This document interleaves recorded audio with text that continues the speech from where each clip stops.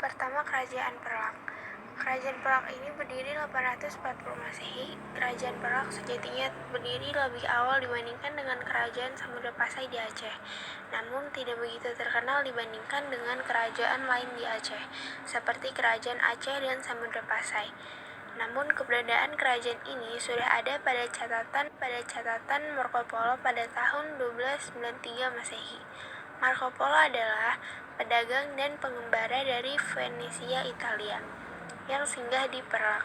Perak adalah sebuah nama tempat di provinsi Aceh sekarang. Pada tahun 840 Masehi, Kerajaan Perak kedatangan rombongan dari Timur Tengah yang berjumlah 100 orang termasuk di dalamnya para mubalik yang dipimpin oleh Nakhoda Khalifah. Mulai sejak itu, agama Islam mulai berkembang baik di Perak. Hal ini dibuktikan dalam kurun waktu 50 tahun. Kerajaan Perak diperkirakan berdiri pada tahun 840 sampai dengan 1292.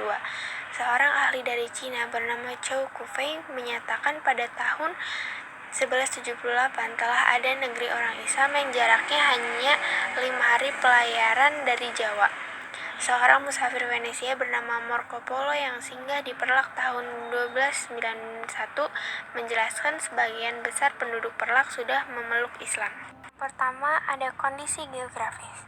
Kerajaan Perak diperkirakan terletak di Kecamatan Perelak, Kap Aceh Timur, Aceh Pusat. Kerajaan Perak sangat strategis karena terhadapan dengan Selat Malaka di sebelah utara. Yang kedua, kehidupan politik. Kerajaan Perak didirikan oleh Sultan Alauddin Syed Maulana Abdul Aziz Shah pada tahun 840. Ia menganut aliran Syiah yang dibawa pedagang Gujarat, Arab, dan Persia. Adapun aliran Sunni yang mengembangkan pada tahun 88 sampai 913. Yang ketiga, kehidupan ekonomi. Kerajaan Perak mengembangkan sistem ekonomi maritim.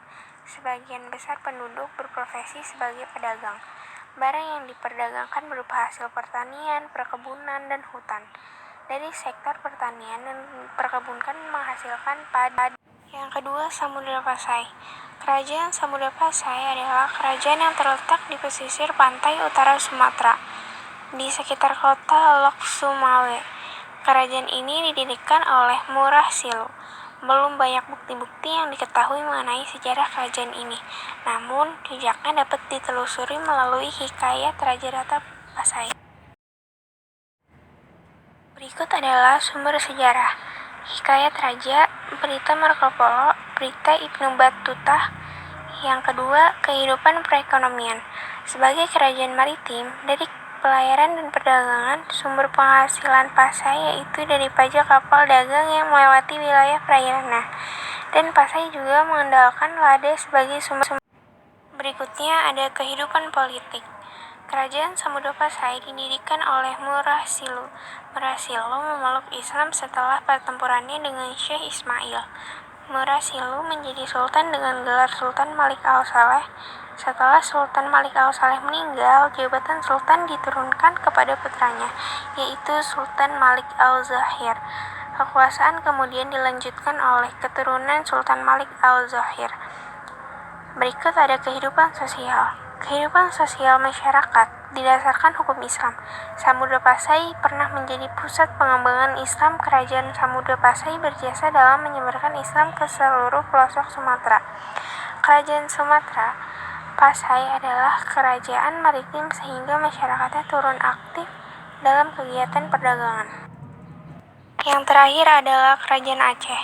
Kerajaan Aceh diperkirakan berdiri pada tahun 1511 Masehi dengan raja pertamanya Sultan Ali Mughayat Shah. Pada masa pemerintahannya, Kerajaan Aceh berkembang selama 4 abad sampai Belanda mengalahkannya dalam Perang Aceh 1873 sampai dengan 1912.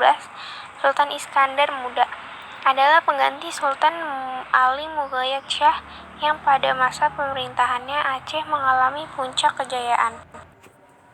Yang pertama ada kondisi politik.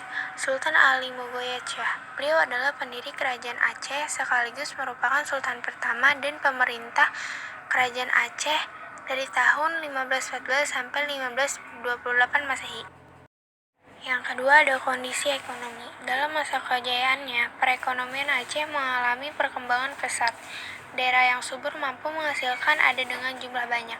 Kekuasaan kerajaan Aceh di wilayah-wilayah pantai barat dan timur Sumatera semakin menambah jumlah ekspor lada. Yang terakhir ada kondisi sosial.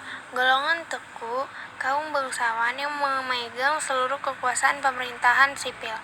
Yang kedua, golongan teku, kaum utama yang memegang seluruh peranan yang penting dalam keagamaan.